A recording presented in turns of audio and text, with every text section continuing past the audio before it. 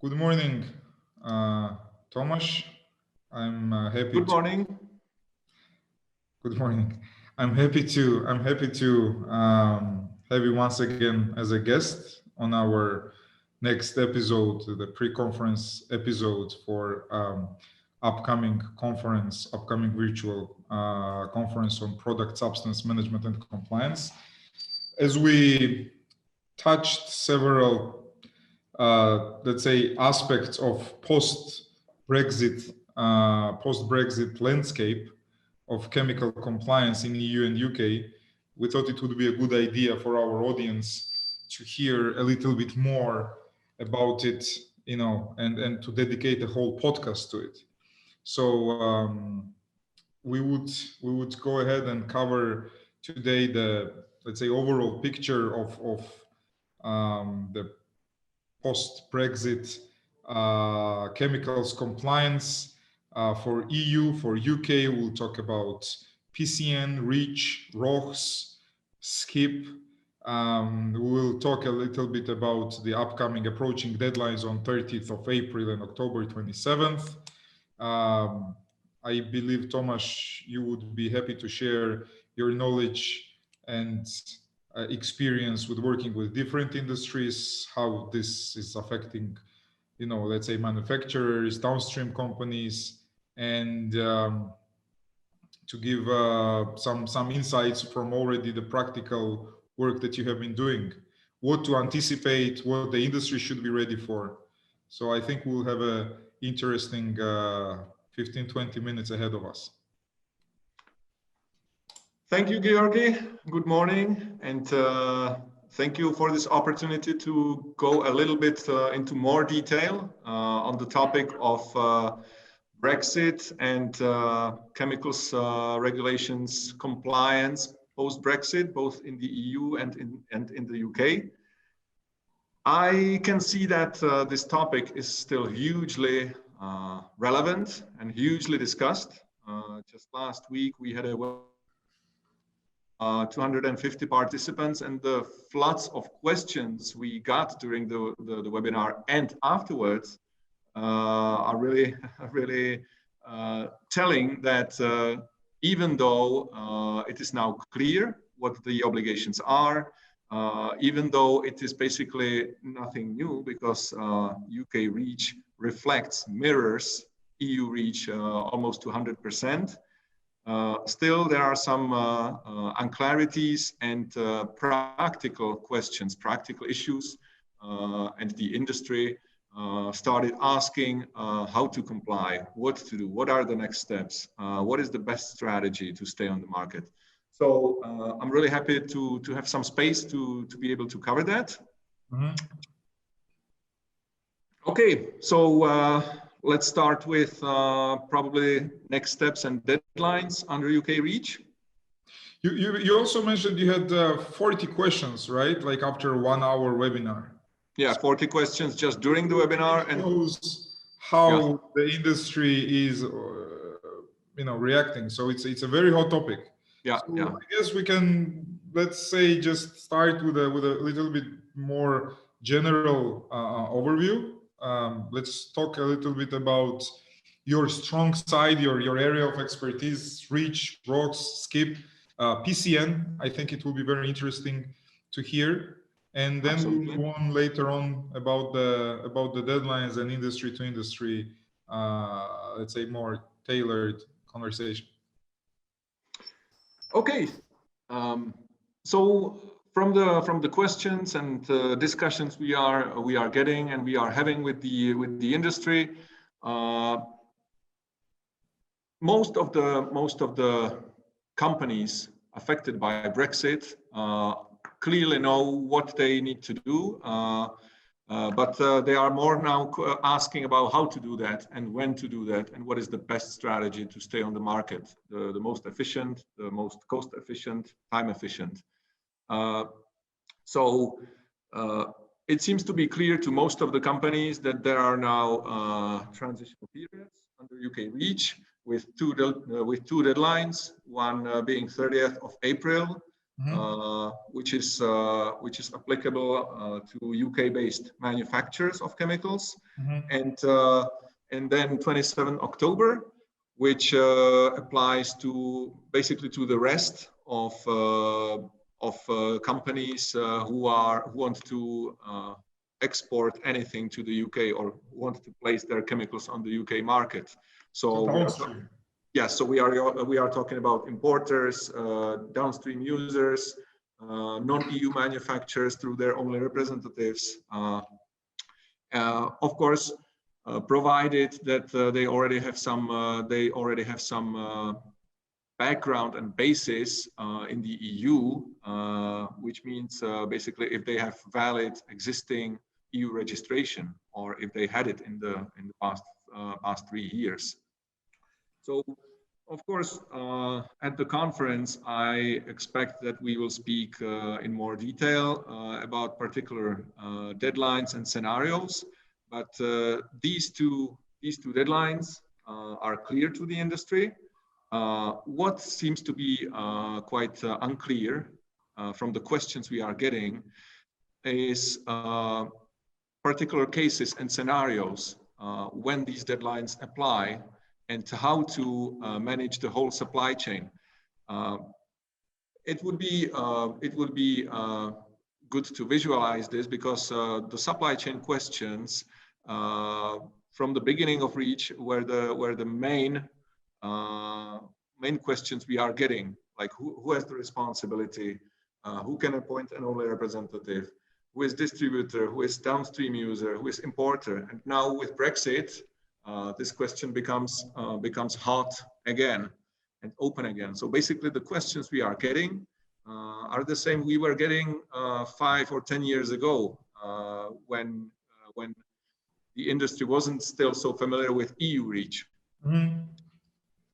So one particular case I wanted to bring up here in this podcast is that we keep getting a question, what can current traders from the EU who are used to be trading chemicals, importing them from non-EU countries and now distributing to EU countries, what they can do to stay on the UK market, because they are not manufacturers.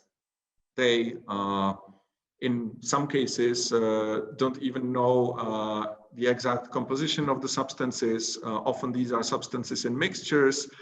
It's hard to get data about what's inside, about the chemical composition. And now they need to file new registrations in the UK. So we are getting questions where to get these data, and if they can legally appoint an only representative to fulfill the obligations on their behalf. And again, I will repeat myself, but this is nothing new. This problem was existing in EU REACH as well. The situation is still the same, but now with another additional border, it affects more players now. But the issue is still the same. So, for example, we were contacted by an association of essential oil manufacturers, and they approached us on behalf of their industry, on behalf of their members, comprising some 30 companies, 30 producers or importers of essential oils.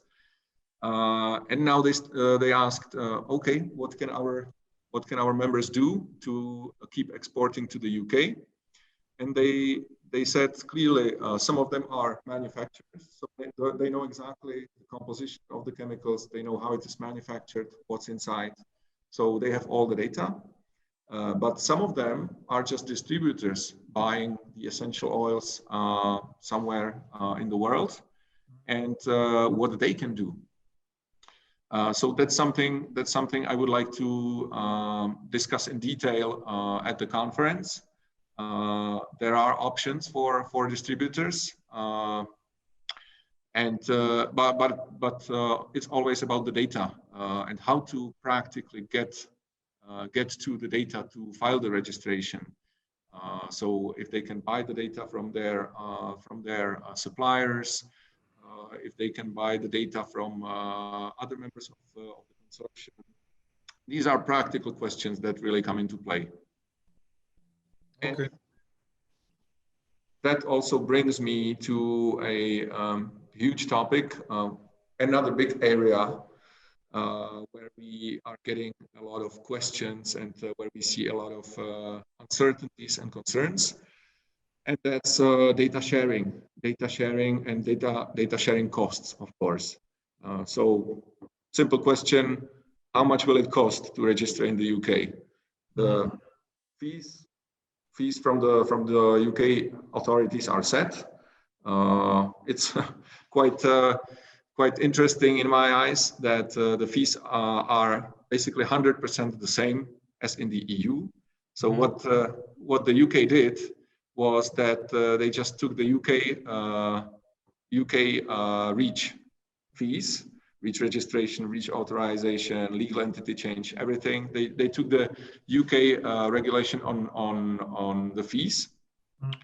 Sorry, the EU REACH EU regulation on the fees, and they just applied an exchange rate which was applicable back in 2017, and they copied the fees 100%. But now it's in British pounds. Sorry? But now it's in British pounds. Yes, exactly. In British pounds, according to the exchange rate back from September 2017 or something like that. So the fees are one thing, but then the data, the costs of the data, that's usually the biggest chunk, the biggest part of the registration costs. And there are lots of questions and lots of uncertainties. We have already seen data sharing models where the existing EU REACH registrants just said, "Hey guys, UK was once part of the EU. EU REACH was applicable there, so the data we generated originally applied to UK as well. So you can keep using them for UK REACH as well without any extra charge."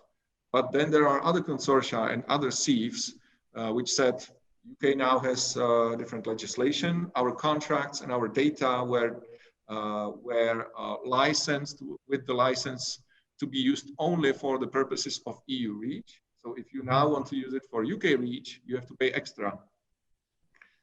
So we have already seen different models how to share existing data from EU REACH to apply to UK REACH as well. But it's really, sometimes these are really hard negotiations. It opens again a lot of questions about fair, transparent, and non-discriminatory data sharing. It opens again the necessity to really provide detailed breakdown of costs, what the registrant is paying for when he buys letters of access, and how these costs are justified, which were huge discussions over the past 10 years in EU REACH. So now here we are again. REACH now is almost 100% the same in the UK as well as in the EU, but it is quite likely that in future these two regulations, even REACH itself on both sides of the border, will probably deviate, especially when it comes to the list of restricted substances, list of substances of very, very high concern, list of substances requiring authorization, Annex 14. So, and it was quite clear already from the negotiations between the UK and the EU that the UK really wants to keep full freedom to control which chemicals they will regulate and which not. And that tells that it is very likely that these two regulations will deviate in future. Well, there are two types of players on the market in my eyes. The first ones are those who were already deeply affected by EU REACH, and they already embraced. Those who stayed on the market, they already embraced EU REACH because it it was worth it from their business perspective. They wanted to stay on the market, needed to stay on the market, and they dealt with reach already. But then there is a quite considerably large group of those who will now have completely new obligations. So those who already complied with EU reach, they will have to do it again in the UK, as you mentioned, dual obligations. Although the obligations are basically the same, they will need to do it again, but they already have done it in the past. They already embraced the targets and the system of reach. But then there's a large group of companies who were somewhere down in the supply chain. They were distributors, importers, and now they might be in the role that they will have completely new obligations, which they didn't have. Particularly importers into UK. Mm-hmm. If they were originally importing to the UK from EU registered companies, they didn't have much to care about because it was their EU suppliers who needed to do the registration. But now they will be completely naked, completely exposed, and they will need to do it themselves. And so we from these players on the market, we are seeing most of the questions because they are not familiar with the process.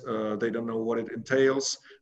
They don't have capacity or resources to do that, and it's completely new to them. So these are the ones most affected. When we, yeah, did you want to? No, please continue. So you also mentioned new obligations also in the EU.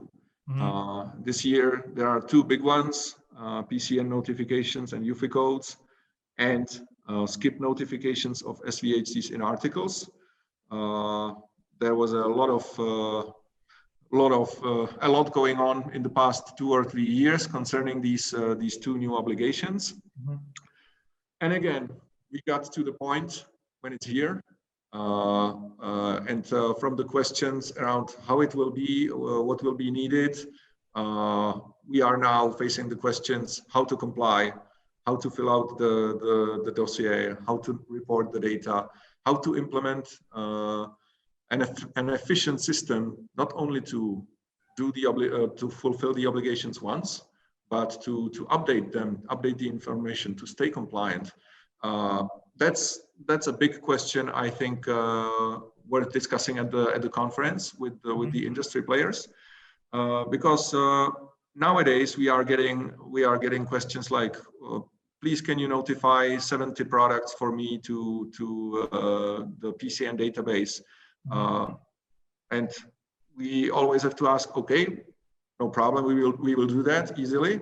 But what next? How will you manage to update that? Do you have some kind of internal system where you will be able to update the data, how it is linked with your business processes, when you change composition of your chemicals, when you change a supplier, how will you effectively keep those data up to date? Because that's what we were seeing also in REACH registrations. The companies in 2010, 2013, they just filed the registrations, and now when you open the dossier, you can see that the data is from 2013. Sometimes it's even incomplete, and often if you speak with the client, you find out that it doesn't reflect the reality anymore. So those are the big questions concerning PCN and UFI codes in my eyes. That's something which I would be eager to discuss with the industry at the conference. And I can see huge difference between large companies, big industry players, and also certain industry sectors, for example, automotive or aerospace, who have complex supply chains, complex products, and they themselves already needed to have some system in place. But then there are small players or industries which are completely new and completely newly affected, both by PCN or SCIP, and they have to start from scratch. They have to think about how to best organize themselves and how to best implement in-house systems, whether it's a simple Excel spreadsheet or whether they come up with something sophisticated or buy an existing software solution, for example.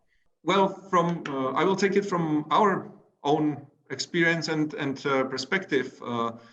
For us as consultants, the real challenge now is really we are now much more in the position as of business consultants and exploring really deeply the business processes is inside the companies, inside the manufacturers, importers, really deep insight into the client's operations. Because of course we can do PCN notifications, we can do SCIP notifications, reach registrations, but the big question for us and big challenge for us is always to take a look at the client's situation and try to find the best complex solution integrated within their existing business processes. So we now need to take a much closer look at how they manage their safety data sheets, how they create their safety data sheets. Do they have in-house capacities? Do they outsource it? Do they have some software solutions? How they manage information about their products? Again, what kind of IT systems they have in place, and how these all can be integrated efficiently to minimize the additional workload, the additional burden that SCIP notifications and PCN notifications bring. And as I was saying, there are highly developed areas, highly developed industry sectors where this was developed over decades already, like automotive industry with IMDS. Yes.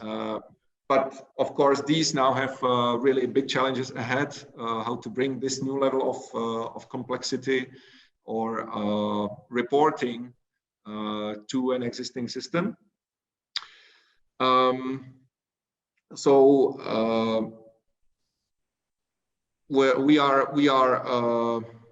That's where we see the biggest shift now.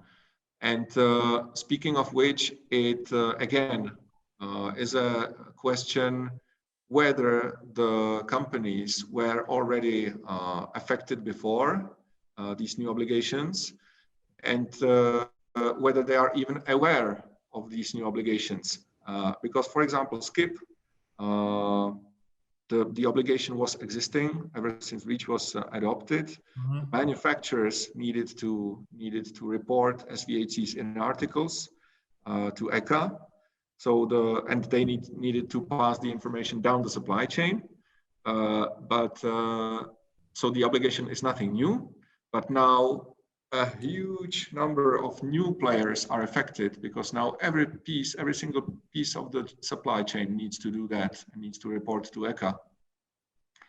So there I can see the biggest challenge of the industry to even recognize and embrace that the obligation is to acknowledge that the obligation is really there and it affects them. Because what we were seeing and we are still seeing is that the chemical industry knows that REACH is what they need to take care about. But if you talk with related industries down the supply chain with the processors, for example, construction industry, pharmaceuticals. Well, pharmaceuticals are more on the chemical side, but things like, I don't know, textiles, furniture producers, often the the small ones, they often didn't even know that Reach applies to them. And whenever they heard something about Reach, even from the authorities, from the inspections, from the ministries, they said, no, that's not concerning us. We are no chemical producer. So now they will really need to shift that thinking and open their eyes. I think what you just mentioned is telling that there are different. Some of the problems are the same for everybody, or some of the challenges, but then there are different challenges for those who have really limited resources, limited knowledge, limited experience, and those who are not in this position and they know exactly what to do. That's the biggest difference, in my opinion, between the newcomers or newly affected companies, smaller companies, mid-sized companies, and the existing big players who know exactly what to do. But the big players who know exactly what to do have different challenges you just mentioned. Often they have multiple branches, multiple factories. Often they have broad portfolio of products. So that brings them to completely new challenges, which the small ones often don't face, or someone in the middle of the supply chain. So there are new different challenges for all players on the market. But I think that brings a very interesting point to mention. It is a golden opportunity for the manufacturers, in my eyes, and for the producers to use it to their advantage as a selling point, as a company image, branding, to get competitive advantage for their customers if they are able to help them fulfill their obligations. So, to be perfectly concrete, there are companies who just try to fulfill the obligations and don't care about the rest. But then there are companies who really see the benefit if they go beyond, not only comply, but also transparently communicate, provide the data to their customers, inform them, communicate with them efficiently.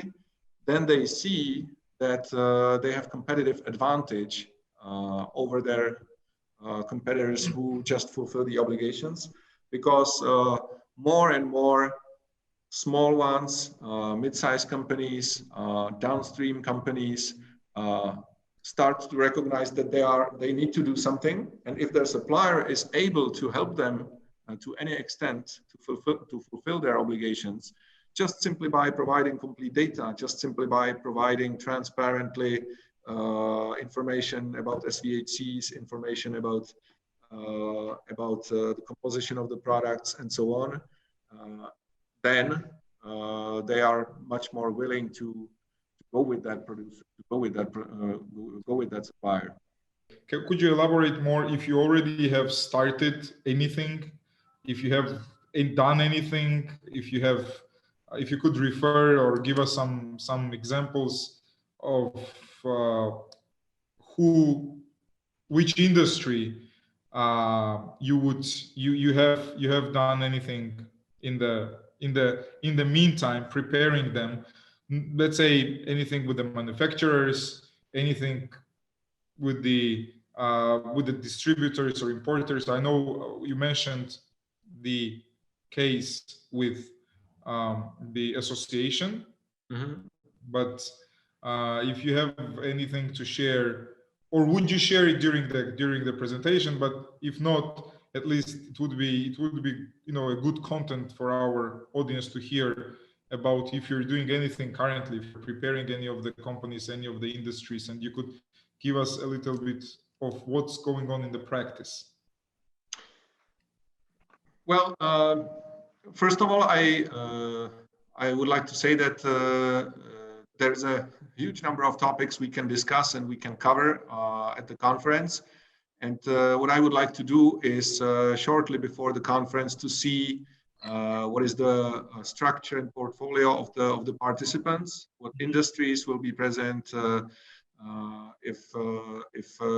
what regions and countries they are coming from, and if they are big players, large industry, mid-size industry, and tailor the topics to the structure of the audience. I expect that we would definitely be speaking about different scenarios in the supply chains, typical scenarios that we are facing, or everybody is facing with Brexit now. So how to comply as a distributor, how to comply as an importer, as a manufacturer in the EU, in the UK, non-EU, non-UK. Then I expect that there will be, because since the conference will be shortly before the first deadline in the UK, I expect to give some really step-by-step guide how to comply before the deadline, if it will be relevant for the audience, or how to comply before the second deadline in October. And I believe there will be a lot of discussion around the costs and data sharing when it comes to reach. When it comes to PCN and skip, yes, we have already done quite a lot of PCN notifications, so we can share experience from that. We are regularly doing trainings on PCN notifications, also in-house in the companies, tailored to their existing business processes, to integrate it with their current system, how they report or store or create data about their chemicals and about their products.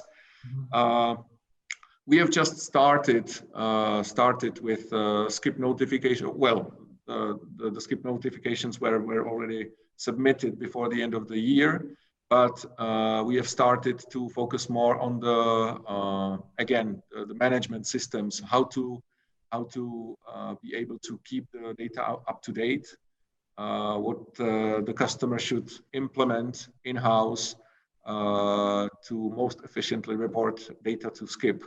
So that's what I would like to share at the conference and exchange experience also. I'm really looking forward to see how we have experience from the, for example, aerospace industry, manufacturers of pigments, textiles industry, but I would like to see,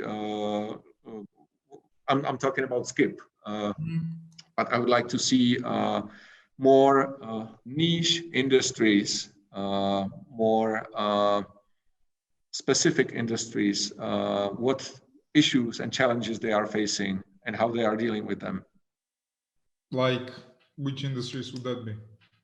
Well, it can be anything. For example, food industry, that's a big one.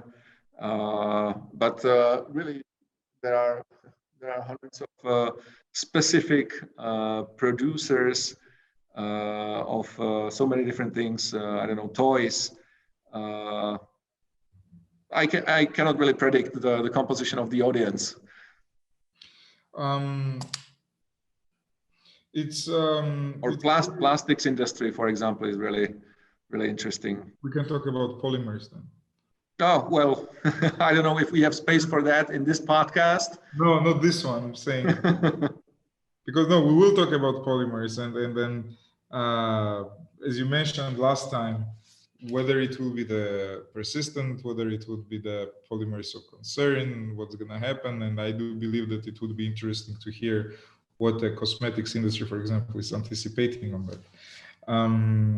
regarding the portfolio of the delegates, it usually is a mixture of the companies, and you cannot, let's say, predict it would be tier 1 companies, or it would be, let's say, mid-sized companies or small companies. As you said, usually the companies that attend, they have one thing in common, and this is that mindset that you were talking about, where you're going, you're reaching beyond the legislation, and these are usually the companies that want to gain the competitive advantage. So usually the companies that would register at this conference, I see that the proactive approach from the people. And of course, definitely this comes from the higher management, the top management level, and definitely this is the mindset of the culture of the company. And I would believe that whoever would be joining would definitely would be unified by one trait, that the proactive approach towards this, and to gain the competitive advantage, whether they're in a supply chain for different companies, or let's say they're in supply chain of tier 1 companies, or they're tier 1 companies themselves, or they're huge supplier, let's say, to automotive industry or aerospace industry, or it's let's say OEMs themselves. Well, whatever it is, this is something that is a trait, common habit of this. And I want to thank you very much for the podcast, for joining us as a guest once again. Looking forward for the conference, and we would be anticipating the conference, would be anticipating your presentation. We will have the breakaway sessions where we'll usually group the industry according to their size, or we'll group the delegates according to their industry and the size in the same breakaway sessions and working sessions. So, there will be the possibility to tailor the talks and tailor the presentation, and tailor the communication between the delegates and participants and speakers. So once again, thank you very much, Tomáš, and it was my pleasure to have you as a guest. So we will see you in March once again. Yeah, thank you very much. Thank you very much, Georgi. I'm really looking forward to the conference in particular, and for two main reasons.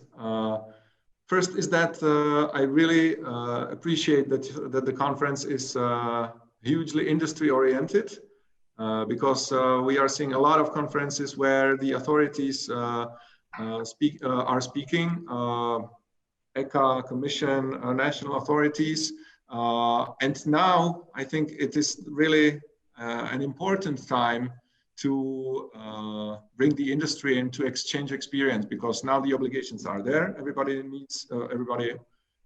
knows what to do. The authorities clearly explained that over the past years, but now comes the time how to do that and what is the best strategy. So I'm really looking forward to that. And the second reason I'm particularly looking for this conference is what you just mentioned, that typically the companies at the conference, the industry at the conference, are those early adopters and pioneers trying to go beyond what is just necessary, and trying to bring it to the next level. So thank you very much. Thank you very much, Tomáš. Thank you. So looking forward for the March 25th. Thank you once again. Have a good Friday. Have a great weekend. Thank you. Bye. Bye-bye.